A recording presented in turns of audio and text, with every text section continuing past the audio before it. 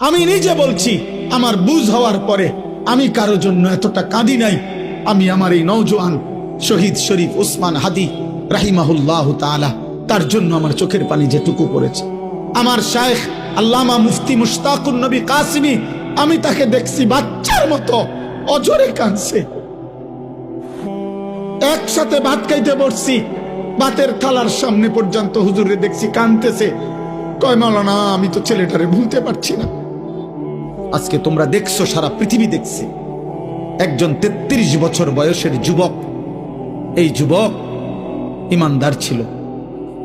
আমার প্রিয় ভাই, আমার কলিজার টুকরা ভাই শহীদ শরীফ উসমান হাদি রাহমাতুল্লাহ আলাই, এই নওজোয়ান ইমানদার নওজোয়ান 5 ওয়াক্ত নামাজ সে পড়ত প্রতিদিন। খোদার কসম, ফজরের নামাজ সে জামাতে পড়ত। ফজরের জন্য বন্ধুদেরকে ডাকতো। ফজরের নামাজ পড়ে তার সংসদীয় এলাকা, যেখান থেকে সে স্বতন্ত্র প্রার্থী হতে চেয়েছে, সেখানে ওয়ার্কিং করত। যেদিন গুলিবিদ্ধ হয়েছে সেদিন তো সে জুমার নামাজ পড়ে আল্লাহকে সেজদা দিয়ে মসজিদ থেকে বাইর হয়েছে। এর কিছুক্ষণের মধ্যেই সে গুলিবিদ্ধ হয়েছে। সে হাফেজে কোরআন ছিল, তার বাবা আলেম ছিলেন, তার বড় ভাই আলেম, সে মাদ্রাসার ছাত্র ছিল, সে আল্লাহকে ভালোবাসত, পাক্কা ইমানদার ছিল।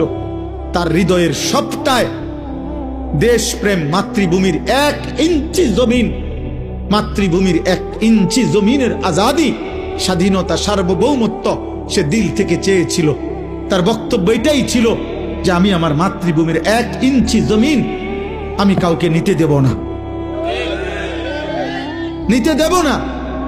এক যুবক আল্লাহকেও রাজি করেছে, মাতৃভূমির প্রতি ভালোবাসা দেখাইছে।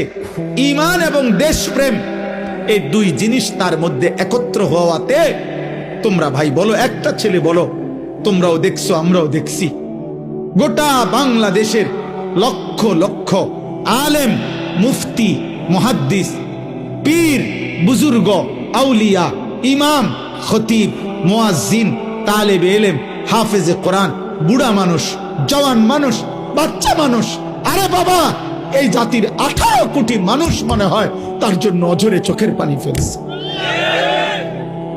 আমি অসংখ্য আলেমের মুখে শুনছি, আমি নিজে বলছি, আমার বুঝ হওয়ার পরে আমি কারো জন্য এতটা কাঁদি নাই।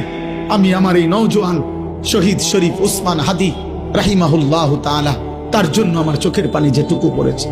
আমার শায়েখ আল্লামা মুফতি মুশতাকুন নবী কাসিমি, আমি তাকে দেখছি বাচ্চার মতো অজরে কাঁদছে। একসাথে ভাত খাইতে বসছি, ভাতের থালার সামনে পর্যন্ত হুজুরে দেখছি কাঁদতেছে। কয় মাওলানা, আমি তো ছেলেটারে ভুলতে পারছি না। তাইলে বলো ভাই, এত মানুষের চোখের পানি ঝরছে একজন ইমানদার যুবকের জন্য, তোমরা দেখছো বাবা। অতএব তোমাদের কাছে বলি, বাপ, মরিলে এমন মরাই মইরো, বাঁচলে এমন বাঁচাই ভাইচ। এই পৃথিবী তোমারে মনে রাখবে না রে আব্বা। এই নারী, ছবি, মোবাইল, অশ্লীল দৃশ্য, জিনা, ব্যভিচার, মদ, জুয়া, বন্ধুদের অসৎ আড্ডা, রাত্র দিন মোবাইলের আসক্তি, আর 1 ওয়াক্ত নামাজের সেজদা নাই। খোদার কসম, রব্বে কাবার কসম, এই পৃথিবী তোমারে মনে রাখবে না। তোমারে মনে রাখবে, পৃথিবী শ্রদ্ধা করে না। দুনিয়া তো নাফরমানও ভোগ করে, কিন্তু পৃথিবী তাকে সম্মান করে না। ফেরাউন, এই নাম, এই বেঈমান, তো পৃথিবী ভোগ করছে। সে তো বাদশা ছিল, কিন্তু আজকের পৃথিবীতে কোনো মানুষ মুসলমান দূরে থাক বেটা, কোনো মানুষ কোনো কুত্তার নামও রাখে না ফেরাউন। এই পৃথিবীর কোনো কুত্তার নাম নাই ফেরাউন। এই পৃথিবীর কোনো কুত্তার নাম নাই নমরুদ। এই পৃথিবীর কোনো কুত্তার নাম কেউ আবু জেহেল রাখে না। এই পৃথিবীর কোনো কুত্তার নাম কেউ আবু লাহাব রাখে না। কিন্তু 1450 বছর আগে এক গোলাম, কৃতদাস, হাবশি গোলাম, নিগ্রু, কালো গোলাম, সে আল্লাহকে রাজি করেছে। নবী সাল্লাল্লাহু আলাইহি সাল্লামের ভালোবাসা বুকে নিয়ে কবরে গেছে। আজকে 1450 বছর পরেও পৃথিবীর লক্ষ কোটি ইমানদারের সন্তানের নাম বেলাল। বেলালের কোনো আঞ্চলিকতা নাই, বেলালের কোনো সীমানা নাই। বেলাল সারা পৃথিবীর, আবু বকর সারা পৃথিবীর, ওমর সারা পৃথিবীর। 1000 বছর পরেও ইনশাআল্লাহ মনে রাখবা, এই মাটির যদি আরো 1000 বছর পরেও এই জমিন, আমার বাংলার জমিন টিকে থাকে, তো 1000 বছর পরের বাচ্চাটাও ইনশাআল্লাহ শহীদ শরীফ উসমান হাদির নাম জানবে, ওকে চিনবে, ওকে চিনবে। জোনায়েদ বাগদাদির নাম সবাই জানে, বাগদাদের আর কোন ধনীর নাম কেউ জানে না। বাইজিদ বোস্তামির নাম সবাই জানে, বোস্তাম নগরীর কোন সম্পদশালী ক্ষমতাধর ব্যক্তির নাম কেউ জানে না। আব্দুল কাদের জিলানী রাহমাতুল্লাহ আলাইহির নাম সবাই জানে, কিন্তু ওনার ওই বাগদাদের, ইরাকের ওই সময়কার কোন ধনাঢ্য ক্ষমতাধর কোন ব্যক্তির নাম পৃথিবী জানে না। রাবেয়া বসরির নাম সবাই জানে, কিন্তু ওই জামানার কোন সুন্দরী রূপসী নর্তকীর নাম পৃথিবী জানে না। বেঈমানের নাম থাকে না, নাফরমানের নাম থাকে না, ইমানদারের নাম কলিজায় কলিজায় বসে যায়, ইমানদারের নাম আরশে আজিমে লেখা হয়ে যায়। ফেরো, তুমি ফেরো, আল্লাহর দিকে ফেরো, আল্লাহর দিকে ফেরো। আমি বড় আশাবাদী, একটা একটা নওজোয়ান ফিরবে। আগামী দিনের স্বপ্ন দেখি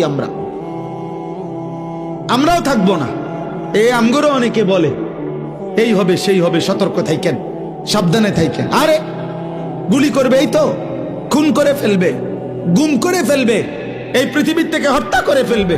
আমি তো স্পষ্ট বলছি, যাই করো বেঈমান, যাই করো, যেই কোনো আলেম, যেই কোনো ইমানদার, যেই কোনো সাহসী বাংলার স্বাধীনতাকামী আধিপত্যবাদ বিরোধী বাংলার যেই কোনো ইমানদার যুবককে যাই করো, গুলি করো, খুন করো, শহীদ করো, হত্যা করো, গুম করো, হারিয়ে ফেলো, আর কোনো আলেমকে যাই করো, শেষ পর্যন্ত তাকে তো তুমি আল্লাহর কাছেই ফেরত পাঠাইবা। আর ওই মালিক ইনসাফ করবেন, ইনসাফ করবেন, তিনি জুলুম করবে না।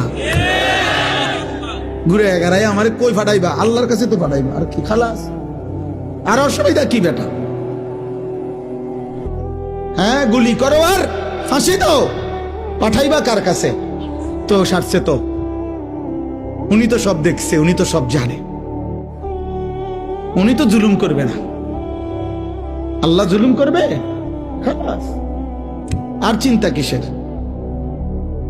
পরিবার, বিবি বাচ্চা কিচ্ছু হয় না, এ আস্তে আস্তে কাব্যে কুব্বাইয়া দাঁড়ায় যায়, সবে দিন পার হয়ে যায়। কত এতিম বাচ্চা, কত বিধবা নারী এই পৃথিবীতে শেষ পর্যন্ত আল্লাহর দয়ায় এই টিকে গেছে। এতিম মানুষ পৃথিবীতে বাঁচে না, এতিম মানুষ গদ্দুয়ার করে না, এতিম মানুষ বিয়া করে না, তো তো কি হইছে? কি হইছে? শহীদ শরীফ উসমান হাদির ছেলে 8 বছরের মাসুম বাচ্চা মরবে না। আল্লাহ চাহে তো আমরা দোয়া করছি সে যেন আগামী দিনে মাহাদির সৈনিক হইতে পারে, তার হাতে আজাদির ইতিহাস যেন রচিত হয়।